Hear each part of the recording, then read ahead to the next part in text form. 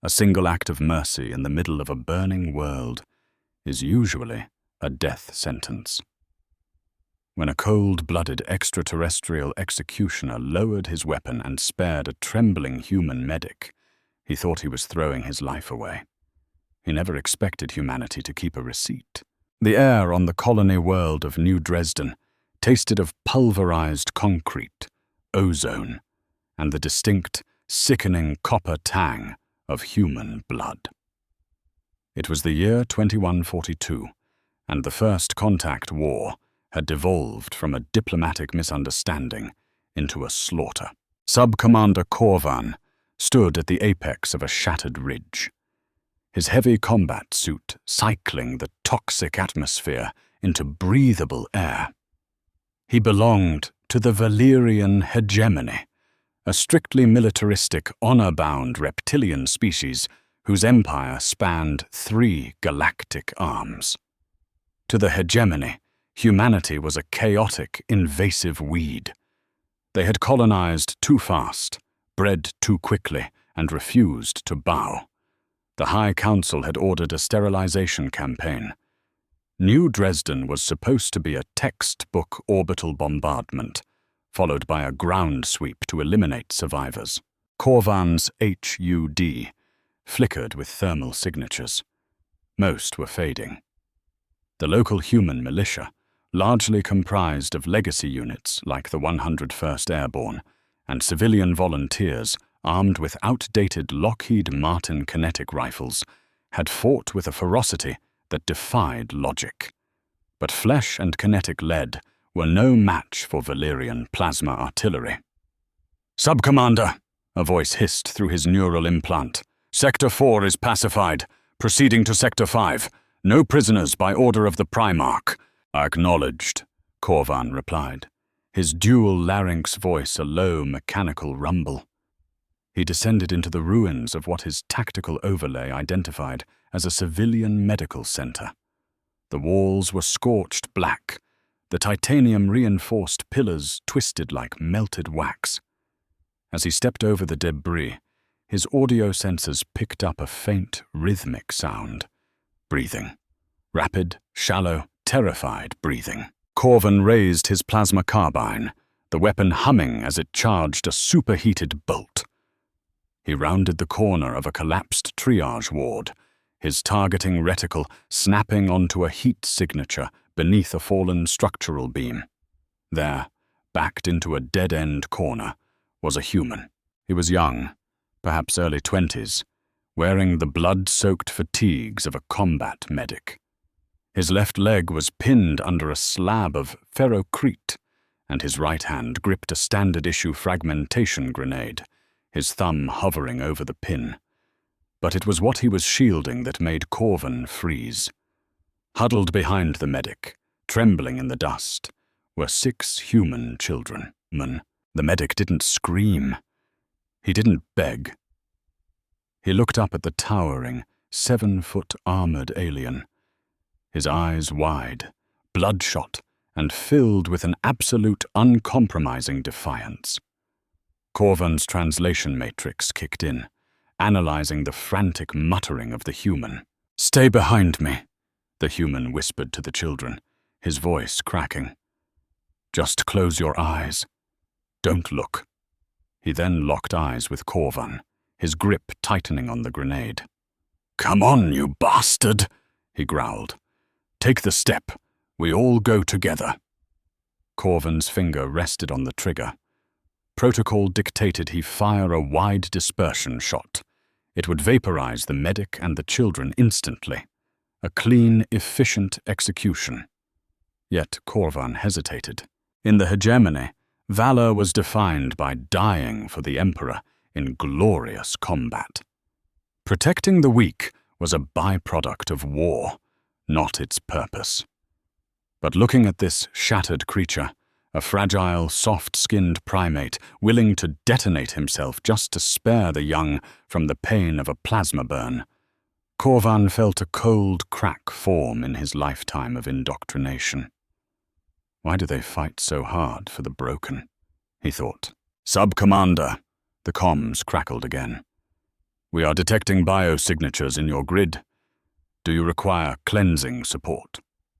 The human medic braced himself, tears cutting tracks through the soot on his face, his thumb slipping onto the grenade's pin. Corvin slowly lowered his carbine. The human blinked, confusion momentarily overpowering his terror. Corvin reached to his heavily armored belt, unclipped a small metallic cylinder, and tossed it to the floor. It rolled and stopped inches from the human's combat boot. The medic flinched, expecting an explosive. Instead, the device emitted a low hum, projecting a spherical, shimmering blue field that enveloped the corner of the room. A thermal dampening cloaking field, Corvin said, his suit's external speakers translating his guttural clicks into perfect, mechanized English. It will mask your biological and heat signatures from orbit. The battery will last for 40 standard hours. By then, the fleet will have moved on. The medic stared at him, utterly paralyzed. Why? He choked out. Corvin looked at the children, then back to the soldier. Because a species that fights this hard to protect its defenseless does not deserve to be extinguished. Corvin tapped his helmet comms. Command, this is Corvin. The biosignatures were local fauna feeding on the dead. Sector 5 is clear. Moving to extraction. As the towering alien turned and walked away into the ash and smoke, the human medic hurriedly memorized the strange, jagged insignias painted on the alien's shoulder plate. He didn't know the creature's name, but he swore to himself if he survived this day, he would never forget it. 15 years is a fleeting moment in the cosmic scale, but an eternity for a civilization at war. The First Contact War ended in a brutal, bloody stalemate. Humanity, driven by the near-extinction event on New Dresden, rapidly reverse-engineered Valyrian technology. They formed the United Earth Naval Command, UENC, mass-producing a fleet of dreadnoughts encased in depleted uranium and armed with magnetic accelerator cannons. The Valyrian hegemony, realizing that entirely subjugating humanity would cost them their empire, agreed to a tense armistice. But the galaxy is a dark, unforgiving forest, and the hegemony soon learned they were not the apex predators. They came from the galactic north. The Xyla Swarm, a biomechanical, locust-like race that did not negotiate, did not conquer, and did not rule. They simply consumed. For 5 years, the Valyrian hegemony was torn apart piece by piece. Their core worlds were strip-mined of all biological and mineral resources. Their glorious fleets were turned into floating graveyards. Corvin, now a disgraced fleet master, stood on the bridge of the Obsidian Spear, a heavily damaged heavy cruiser. His act of treason on New Dresden had eventually been discovered, resulting in his stripping of rank and exile to the frontier borders. Ironically, that exile was the only reason he was still alive. Now he led the last surviving remnant of the Valyrian species, a ragtag flotilla of 60 civilian refugee ships and 5 battered military escorts. They were cornered. The flotilla was drifting near the edge of the Delta Pavonis system. Power reserves were at 9%. Life support was failing on 3 of the refugee arcs. And worst of all, the long-range sensors were screaming. Fleetmaster, his sensor officer, a young Valyrian with half his facial scales burned off, reported in a hollow voice. Slipspace ruptures detected. The Xylar are dropping out of faster-than-light travel. 4 hive ships, escorted by roughly 200 interceptors. Corvin gripped the edge of the holotable, his claws digging into the metal. The tactical map updated, painting the system in hostile red icons. The swarm had found them. There was nowhere left to run. The hyperdrives of the refugee ships were burnt out. "Bring all remaining weapons online," Corvan ordered, his voice remarkably calm. "Divert all emergency power from the lower decks to the forward deflector shields. Tell the refugee ships to power down and initiate silent running. We will draw the swarm's fire." "Sir," his executive officer whispered, "it has been an honor." "The honor was mine," Corvan replied. "For the survival of the bloodline, we die facing the dark." Through the massive armor-glass viewport, the darkness of space twisted and tore open. The Xyla Hive ships emerged, colossal, jagged monstrosities that looked like infected necrotic teeth. Immediately, thousands of bioplasma torpedoes launched from the swarm, streaking toward the tiny, defenseless Valyrian fleet like a swarm of angry hornets.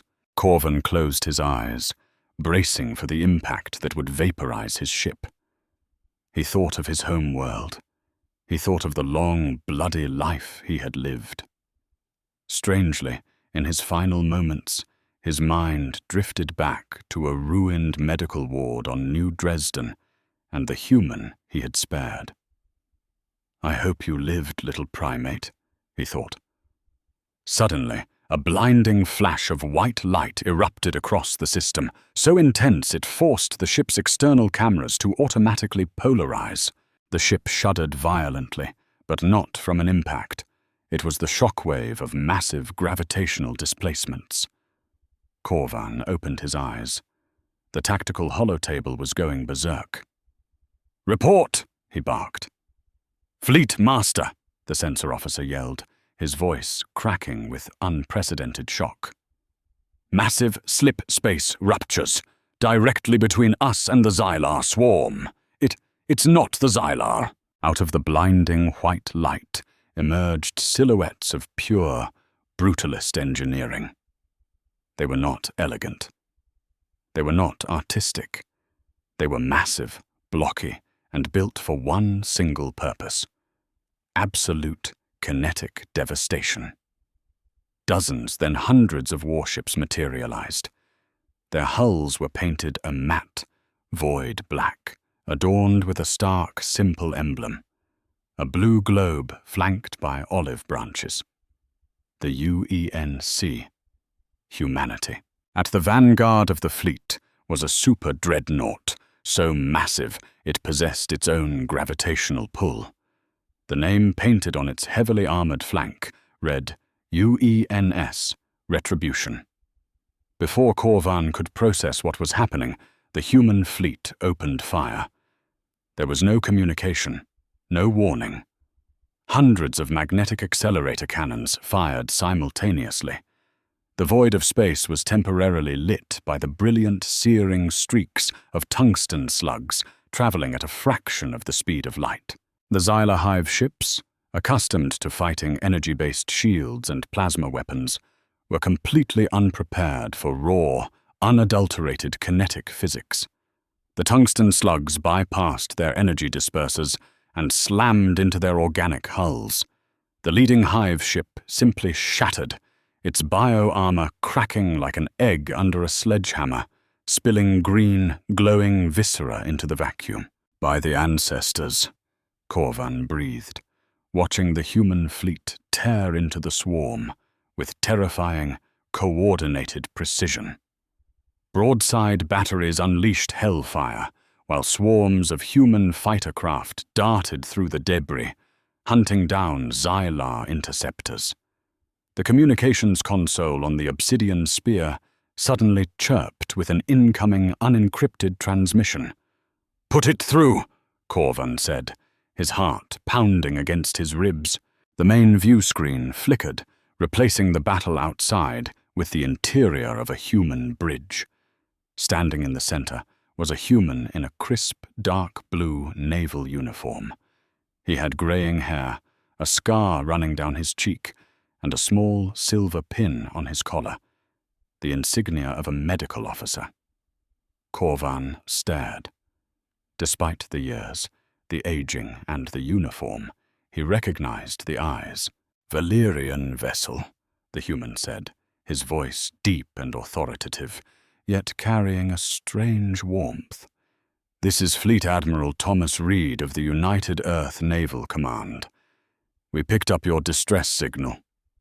Admiral Reed leaned closer to the camera, a slight, almost imperceptible smile touching his lips. I see you're carrying civilians, Commander. Don't worry. My medics are on standby, and my guns are hot. Nobody touches your people today. You have my word. The bridge of the obsidian spear was engulfed in a stunned, breathless silence, broken only by the rhythmic, grating blare of proximity alarms and the terrifying groan of the cruiser's overstressed bulkheads. Fleet Master Corvan gripped the tactical holotable, his vertical pupils dilated in a mixture of absolute awe and deeply rooted historical shame. Space combat, as dictated by the Valyrian hegemony's ancient, sacred texts, was a ballet of mathematical precision. It relied entirely on energy superiority, synchronized shield harmonics, and elegant flanking maneuvers meant to outmaneuver an opponent before a single shot was fired. Humanity, however, fought like a cornered beast that had suddenly been handed a sledgehammer. There was zero elegance in the United Earth Naval Command's doctrine. There was only overwhelming, unapologetic, blunt force trauma. On the tactical display, the UENC fleet formation updated, projecting a brutally efficient, deeply pragmatic hierarchy that prioritized raw survivability and kinetic output over aesthetics. The Xyla swarm, reeling from the catastrophic destruction of their vanguard hive ship, adapted with the terrifying cold speed unique to a hive mind intelligence. Biomechanical tendrils whipped wildly from the surviving 3 gargantuan vessels, launching a massive retaliatory counter-barrage of corrosive plasma and parasitic boarding spores. However, the swarm's organic subroutines quickly calculated a grim reality. The human warships, encased in feet of depleted uranium, were simply not worth the immense biomass expenditure required to crack them open. Instantly, the swarm shifted its entire trajectory. Ignoring the human dreadnoughts, the remaining hive ships accelerated straight toward the helpless, unarmored Valyrian refugee flotilla, drifting in the dark. "Fleet Master!" the sensor officer screamed, his claws dancing frantically across his overheating console, terrified by the sudden influx of hostile data. "They are completely ignoring the human vanguard. The swarm is pushing through their defensive lines. They are coming directly for the civilian arcs." Corvan's heart plummeted into his stomach. The ghosts of his failure were coming to consume the last of his kind. "Evasive maneuvers. Divert whatever emergency power is left to the main engines. Break formation if you must." Before the crippled, lumbering Valyrian ships could even begin to cycle their thrusters, the UENC fleet reacted with a speed that defied the mass of their colossal vessels. "Valyrian Actual, this is Admiral Reed," the human's voice boomed over the ship's unencrypted broad-frequency channel. His tone was utterly devoid of panic, resonating with a terrifying, absolute calm. "Hold your current position and cut your drives. I repeat, do not break formation. We have the line." The UEN's retribution, a blocky behemoth of steel and heavy elements, fired its massive, rear-mounted fusion thrusters. It bled speed in a violent, structural stressing maneuver that defied conventional orbital logic, physically placing its 2-mile-long hull directly in the path of the encroaching Xyla swarm. It deliberately made itself a wall between the monsters and the refugees. "They are mad," Corvan's executive officer whispered, his scaly hands trembling. "They will be torn apart. No deflector shield can withstand a concentrated swarm barrage." He was right. The first wave of Xylar bioplasma struck the Retribution. Corvan watched as the human ship's deflector shields flared a brilliant, blinding violet, screaming under the pressure before collapsing entirely under the sheer volume of superheated organic fire. But the humans didn't retreat. As the corrosive plasma washed directly over the dreadnought's naked hull, it revealed humanity's true, brutal defense mechanism. They had retrofitted all their capital ships with layered ablative armor plates. As the Xylar plasma burned intensely into the outer hull, the specialized metal deliberately expanded, fractured, and sloughed off into the vacuum of space, taking the catastrophic thermal energy with it and leaving the ship's inner structural skeleton perfectly intact. The Retribution absorbed a concentrated, point-blank volley that would have vaporized 3 top-tier Valyrian cruisers. In response to the inferno, the human dreadnought bared its teeth. Along the dreadnought's scarred broadsides, thousands of missile silos simultaneously iris-opened. The human fleet unleashed an apocalyptic barrage of Northrop Grumman spatial torpedoes. The pitch-black void was instantly painted white with the exhaust trails of high-explosive ordnance, weaving through the floating debris field and slamming violently into the organic, chitinous armor of the Xylar hive ships. Chain explosions cascaded across the swarm's leviathans. The sheer, unadulterated kinetic impacts completely ruptured their internal biocontainment sacs. The highly volatile corrosive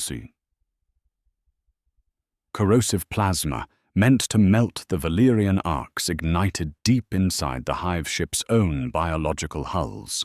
One by one, the hive ships shuddered violently, their massive organic engines sputtering and dying, before they collapsed inward in silent, massive implosions of neon green fire and rapidly freezing viscera.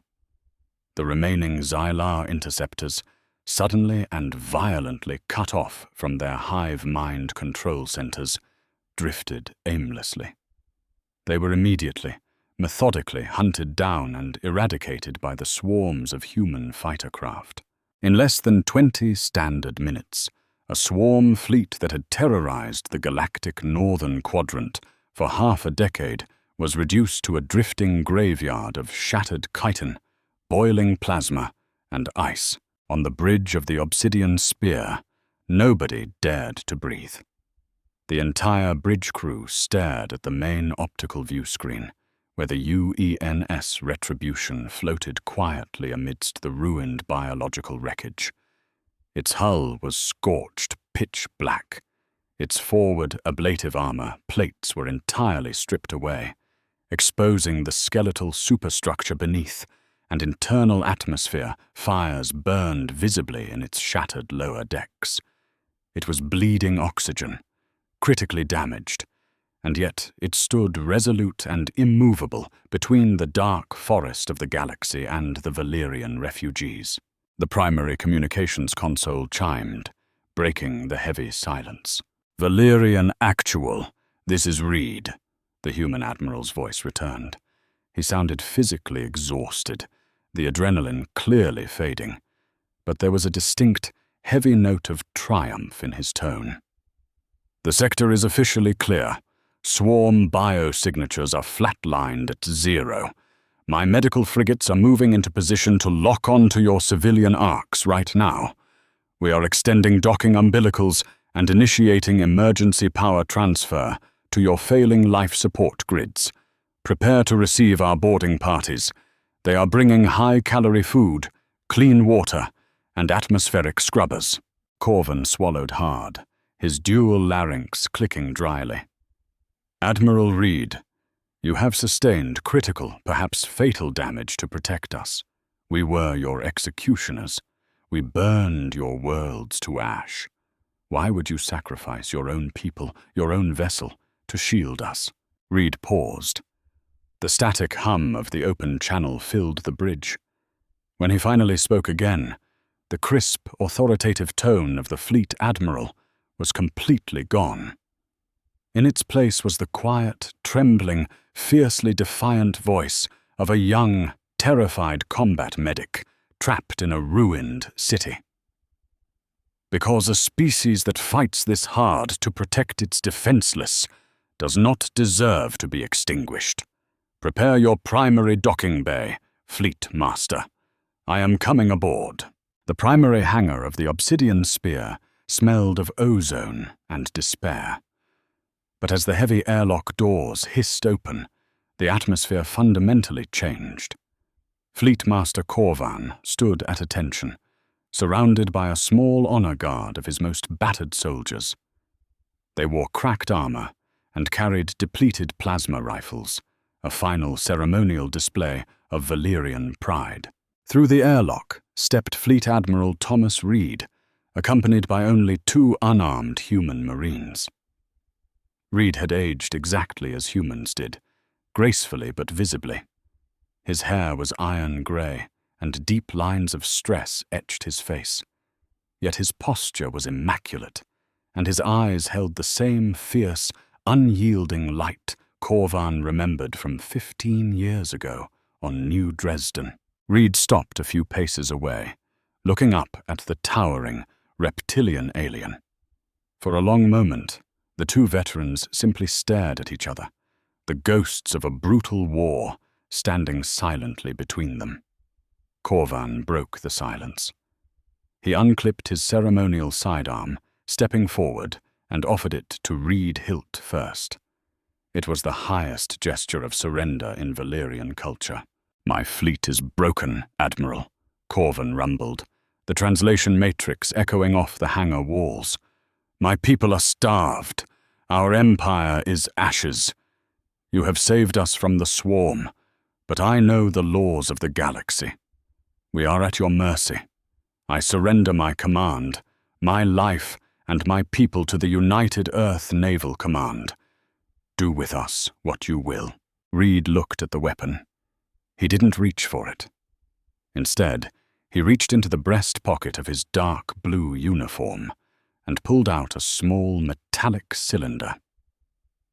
Corvan's eyes widened. It was the thermal dampening cloaking field generator he had thrown into the dust 15 years ago. The device was scarred and burned, but it had been carefully preserved. "Keep your sidearm, Fleet Master," Reed said softly, holding up the small cylinder. "I didn't cross 80 light years of hostile space to take prisoners." Reed tossed the cylinder. It clattered against Corvan's armored chest plate, and he caught it on reflex, staring at it as if it were a holy relic. "I kept that," Reed explained, stepping closer. "For 15 years. I kept it to remind myself that even in the absolute darkest, ugliest moments of a war of extermination, mercy exists." Corvan looked from this device to the human. You were the medic, in the triage center." "I was," Reed nodded. "And you were the executioner who chose not to pull the trigger. You threw away your honor, your standing in your empire, and risked execution for treason, just to give a terrified kid and 6 orphans a chance." "They were children," Corvan said simply, as if it explained everything. To him, in that moment of clarity all those years ago, it had. Reed smiled, a genuine, warm expression. "Yes, they were. But children grow up, Corvan." Reed activated a small holographic projector on his wrist. A blue, 3-dimensional image sprang to life, displaying a sleek, state-of-the-art human starship orbiting a lush, green, uncolonized world. "Those 6 children you spared," Reed continued, his voice echoing in the quiet hangar. "One of them grew up to be Arthur Hayes, the current Secretary of Defense for the United Earth government. Another is Dr. Jennifer Cole, the lead propulsion engineer at Lockheed Space, who designed the engine drives that allowed my fleet to arrive here in time." Reed looked around the hangar, looking at the exhausted, starving Valyrian refugees pressing against the observation glass of the upper decks. When humanity learned that the Valerian hegemony had fallen to the Xyla swarm, Reed said, his voice rising to the whole hangar could hear. Our parliament debated for weeks. Half the politicians wanted to leave you to burn. They remembered New Dresden. They remembered the orbital bombardments. Reed stepped right up to Corvan, unafraid of the alien's towering height. But Arthur Hayes stood before the entire United Earth Assembly. He placed this cloaking generator on the podium, and he told them the story of a Valerian monster who lowered his gun. He told them that humanity cannot claim the moral high ground if we allow the species that showed us mercy to be annihilated. Corvan was stunned. In Valerian culture, a debt of honor was a matter of personal consequence. The idea that an entire species would mobilize a theater-level armada to repay the debt of a single soldier was beyond his comprehension. You brought an armada for a single act. No, Reed corrected gently. We brought an armada for a friend, and we brought something else. He gestured to the hologram of the green planet. This is Sirius Prime. It's an Earth-like world, far from the Xylar fronts, deep within heavily fortified UENC space. The Earth Parliament has officially designated it as a sovereign sanctuary for the Valerian people. You are not our prisoners, Corvan. You are not our subjects. You are survivors, and you are under our protection. Corvan's legs, which had held strong through decades of war, exile, and the terror of the swarm, finally buckled. The towering alien dropped to one knee, the metallic clang of his armor echoing loudly in the hangar. He bowed his head, a gesture of absolute respect that no Valerian had ever shown a human. We do not deserve this, Corvan choked out, the reality of his people's salvation finally breaking his stoic facade. We tried to destroy you. Reed reached out, placing a firm, warm hand on the alien's heavily armored shoulder. We humans have a saying, Corvan, Reed said quietly. The best way to destroy an enemy is to make him a friend. Your war ended 15 years ago in that ruined hospital. Today, your peace begins. Above them, the human medical frigates locked onto the civilian arcs. Life support flared back to full capacity. Rations and clean water flooded into the dying ships. The United Earth Naval Command had not come to conquer. They had come to heal. And as Corvan stood up, looking at the human who had once been his prey and was now his savior, he realized that humanity's greatest weapon was not their mass drivers or their ablative armor. It was their terrifying, unrelenting capacity for compassion. Did you enjoy this HFY science fiction drama? Humanity's greatest strength isn't just our raw firepower, but our unyielding capacity for mercy and our absolute refusal to forget a debt. If this story of the ultimate repayment gave you chills, make sure to hit that like button. Share this video with your fellow sci-fi lovers, and don't forget to subscribe and ring the bell for more epic tales of human resilience and galactic triumph. Leave a comment below.